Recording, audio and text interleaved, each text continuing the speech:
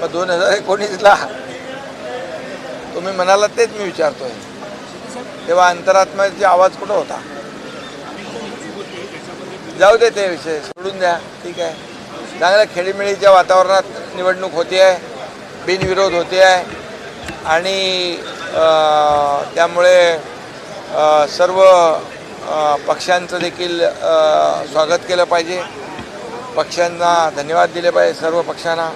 आम्ही देखील शिवसेना, भाजप, महायुतीने, राष्ट्रवादी महायुतीने अधिकचा उमेदवार आम्ही दिला नाही आणि त्यामुळे ही निवडणूक जी आहे बिनविरोध खेळीमेळीच्या वातावरणात होते, हे चांगलं आहे. तुम्ही अधिकचा उमेदवार दिला तर अडचणी वाढू शकेल म्हणून उद्धव ठाकरे रिंगणात उतरले नाहीत, कारण अपेक्षा होती एकनाथ शिंदे देतील उमेदवारी.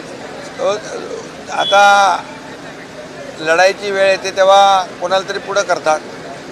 तुम लढो हम कपडा संभालतो असं काही लोक करतात. जाऊ द्या, त्यांच्या पक्षाचा विषय येतो अंतर्गत, त्याच्यावर मला काय भाष्य करायचं नाही. पण मी एकच सांगतो की सगळ्यांनी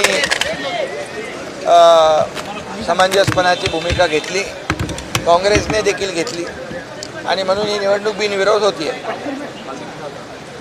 धन्यवाद.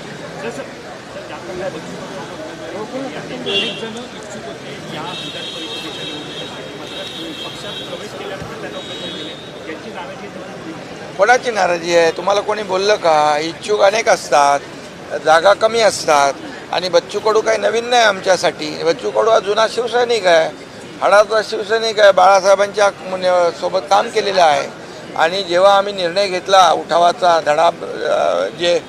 धडाडीचा निर्णय, राज्यामध्ये जे काही इतिहास घडला, त्यावेळेस देखील बच्चूभाऊ आमच्याबरोबर होते.